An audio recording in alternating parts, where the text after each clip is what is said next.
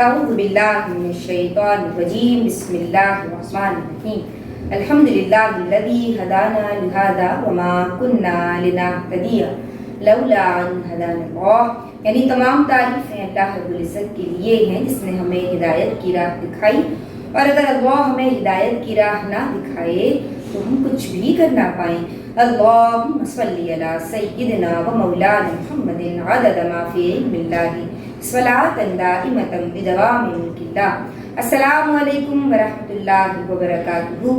جناب، خواتین کی دینی تربیت ہو رہی ہے، ہم شرعی معاملات کے حوالے سے بات کر رہے ہیں، ہم دین اسلام کے بنیادی عقائد پہ بات کر رہے ہیں، ہم ایمانیات پہ بات کر رہے ہیں، اور آپ دیکھ رہے ہیں پیغام دین سیدہ ندا نسیم کاظمی کے ساتھ۔ جناب، آج جس ٹاپک کے ساتھ ہم حاضر ہوئے ہیں ماشاءاللہ بہترین ٹاپک ہے، اور عہد حاضر کی ہر عورت کو اس کو سمجھنا بھی ہے، اور تمام بہنوں سے میری ریکویسٹ ہے کہ اپنی تخلیق کا، اپنی یعنی یہ جو خلقت کے تعلق سے معلومات ہمیں ہونی چاہیے۔ آج ہم اس پہ بات کریں گے، تخلیق انسانی کے بنیادی مقاصد کیا ہیں، زندگی آمد برائے بندگی، زندگی بے بندگی شرمندگی۔ ہمارے ساتھ عالمہ صفا فاطمہ موجود ہیں، سلام عرض کرتے ہیں۔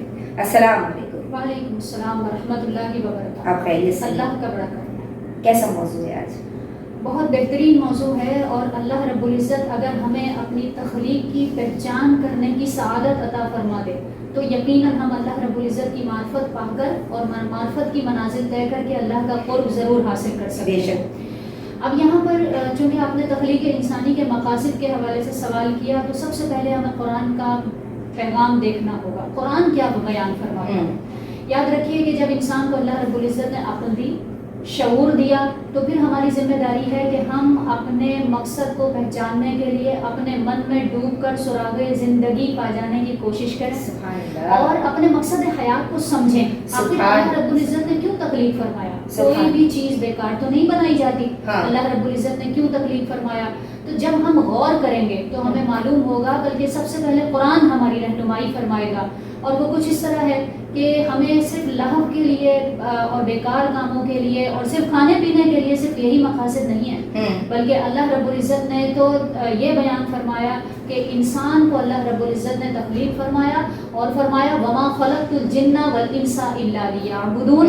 اللہ رب العزت نے تو اپنی عبادت کے لیے پیدا فرمایا ہے، پھر جو ڈے آف ججمنٹ ہے اس کے لیے پیدا فرمایا ہے۔ اللہ رب العزت نے فرمایا تم یہ نہ سمجھو تمہیں بیکار بنایا، بلکہ اللہ رب العزت نے تمہاری تخلیق کے مقاصد رکھے ہیں، اور وہ مقصد کیا ہے کہ اللہ رب العزت کی عبادت کر کے اللہ رب العزت کا قرب حاصل کر کے جنت کا حصول پا سکیں اور اللہ رب العزت کی رضا حاصل کر سکیں۔ یہ بنیادی مقاصد ہیں، اور یاد رکھیے گا جب اللہ رب العزت نے ہماری تخلیق کا بنیادی مقصد عبادت رکھا ہے تو عبادت کو ہمارے لیے انتہائی آسان بھی بنایا ہے۔ نماز پڑھیں تو عبادت، روزہ رکھیں تو عبادت، آپ اگر سنت کے مطابق کھا رہے ہیں تو عبادت، سنت کے مطابق سو رہے ہیں اچھے مقاصد کے ساتھ تو یہ بھی عبادت بن جاتا ہے۔ گھر کے دیگر کام کر رہے ہیں، عبادت کی نیت سے کیے جائیں وہ بھی عبادت بن جائیں گے۔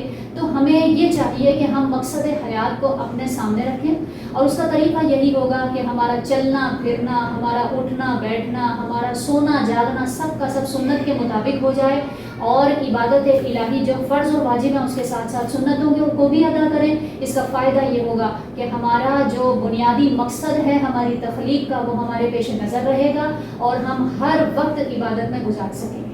سبحان اللہ، سبحان اللہ، سلامت رہیے۔ بہت پیارے پیغامات جناب، میں آج کیا کہوں، میں تو اسپیچ لیس ہوں۔ بہت ہی پیارے پیغامات آج عالمہ صفا فاطمہ نے ہمیں دیے ہیں۔ ہم سب کو اپنی تخلیق کا مقصد بلکہ مقاصد سمجھنے بھی ہیں، اور آگے بہنوں تک یہ ان تعلیمات کو، ان پیغامات کو پہنچانا بھی ہے۔ اللہ تبارک و تعالی ہر گھر کو ایسا بنا دے کہ ہر ماں، ہر بہن، ہر بیوی، ہر بیٹی، ہر بچی شریعت مطہرہ پہ عمل بھی کرے اور اپنے پیاروں کو کروائے بھی۔ السلام علیکم ورحمۃ اللہ۔